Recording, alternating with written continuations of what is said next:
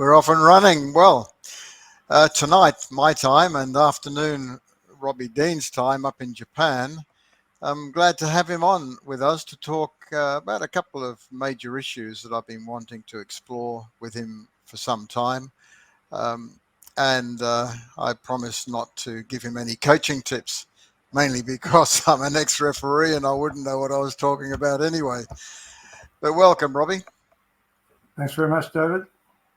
The first thing I'd like to explore with you is the state of rugby in Japan. And you've been up there for quite a while now, and you've had a lot of success up there. And just for the viewers, if you could just give us a bit of a flavour of what's happening in Japan. Sure. It's a very different context up here. I'll try and give you a quick synopsis of it without confusing people too much. You don't have a club system like we're accustomed to in New Zealand. So the rugby here essentially starts at high school level and is strong there. There's TV coverage of all the high school champs. Then the next tier, which is probably the strongest, is university. And out of university, people are identified by company teams to go into the League One, which is essentially a professional league. But our roster, for example, is about 50-50 amateurs and professional split, of which we can have a certain number of foreigners, 3 marquee players, so capped internationals on the ground at any moment in time, and 3 what they call development players, so players that can become eligible, the foreigners, but can become eligible to represent Japan over the course of 5 years. So you've got half a dozen foreigners on the ground at any moment, which is an increase by 2 from what it was when I first came up here.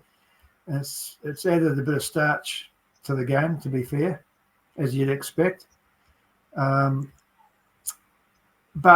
that context of the mixing of amateur and professionals, they all train essentially professionally. They all train the same way. It's just a matter of when they train. So the amateurs have a day job, so to speak, and it's very sought after to be identified out of a university team into a company team, because you come into a job for life. So when your playing days are done, you have done your apprenticeship within the company, and they would have created a pathway for you in whatever area they've identified your strengths are in, and the company will look after you for the rest of your days, or until such time as you decide you want to do something else. It's a unique system, and in many ways they're actually ahead of the game when you consider that they're preparing people for life after the game. Absolutely. Yeah, and that's a big issue with professionalism. It is, especially given the current issue surrounding the number of career-ending injuries, in the professional game in Europe, in South Africa, in Australia, New Zealand. But it seems to me from what you're saying that if you get a serious injury, then you can expect to be looked after by, in your case, it's the Panasonic. Is it the Panasonic Wild Knights? Yeah, well, it's the Panasonic company that employ these guys, but the team is now the Saitama Panasonic Wild Knights, courtesy of a redeveloped facility in conjunction with the local council. And it's very much a community-based project. It started with the redevelopment of the stadium for the World Cup. We had a number of fixtures there, and now we've got this purpose-built facility right alongside. It's a great setup. It's second to none, to be frank, around the globe. You get good crowds there. I was watching the game against last Saturday. I think you guys played. Who did you play? Remind me again. Suntory. Yeah. Oh, Suntory. You had a couple of New Zealanders in there to play test matches, and the crowd. That's with restricted numbers. So I mean, it'll be a full house. There won't be a spare seat once the restrictions of COVID are removed. That's amazing, isn't it? And you were telling me that you also get large numbers to watch you train. Absolutely, and that's happening now. A facility the public can observe training. There's a couple of coffee shops nearby, and so it's a great context, and a lot of thought's gone into it. Our GM is quite visionary. He's always wanted rugby to be part of the community. He's a rugby man, and he understands the value of the game and the value of the game to the people who participate in it. So, and that's the reason I'm here. I don't have a private owner who knows nothing about the game. He was a former player, he coached Japan, he played for Japan. Yeah. So he understands, which makes life a lot easier. Yeah. And how do you find the change in lifestyle up there? It's a great lifestyle. I'm not sure how much you've experienced of Japan, but if you haven't, you need to get it. Not a great deal. I've been a couple of times. Yeah. And you'll understand very quickly why we're still here. I mean, Penny and I came here thinking we'd be here for a couple of years max, but we just found we enjoyed it in every way. And we're still here. We've been here so long now, we've stopped counting. And what about the coffee? Do they make decent coffee up there in Japan? They're great imitators. So if somebody does something well, they'll imitate it and probably do it better. Gotcha. Yes, when we first arrived, probably the best coffee you could get was at Starbucks, but now you wouldn't be seen dead at Starbucks. There's so many more alternatives around. And how are you guys traveling this year then? In the it's a bit of a strange sort of a name coming from this part of the world where rugby league is is rugby league, but yeah, don't get me started. Yeah, I mean, it's just a league. It was top league previously. Now it's League One. Yep, we're going okay. We missed the first 2 rounds courtesy of COVID, Omicron, which you're now experiencing. It's hard to keep out. So we started with a 10-point deficit on the table, but we're now in the top 4 and just chipping away. So haven't dropped the game yet. In fact, we haven't dropped the game since 2019. But don't mention that too loudly. It'll aggravate people. But I've been watching a few games. We get them live down here in New Zealand, and it seems to me that there's a different way of playing up there. There's not so much crash and bash. They're using the ball, they're using spaces. They've always been positive. They've always played a fast game.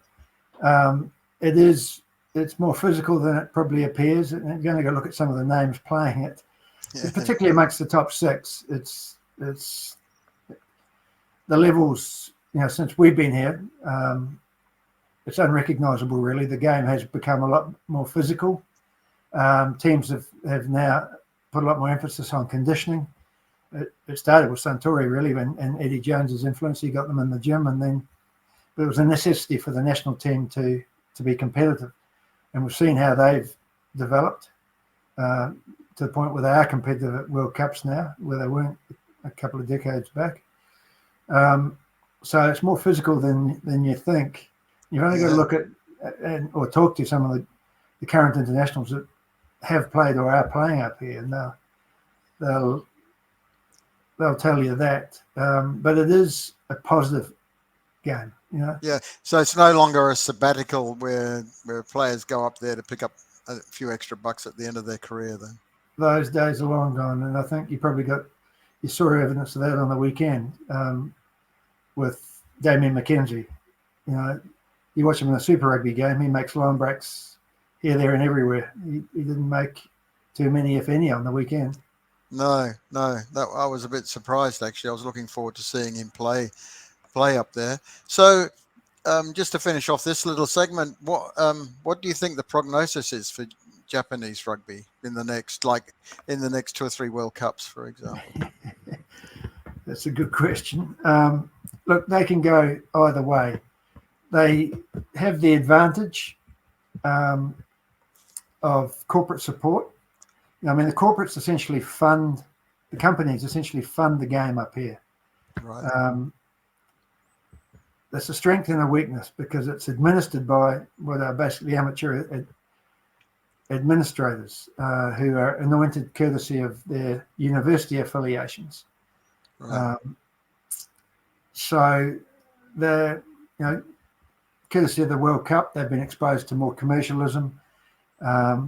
but they really used to just contract out all the commercial stuff to Dentsu.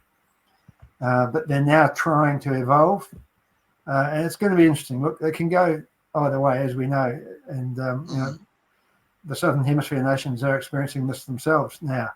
It can go either way there as well. The game's not without challenge. It's got many challenges, but they're aware of those, and the upside here is enormous, just courtesy of numbers, you know, whether it be commercial resource or eyeballs. Yeah. You know, our first fixture after the World Cup was against Toyota. We had 37,000 people watched it at the stadium. And I've seen photographs of the stadium, and it looks really terrific.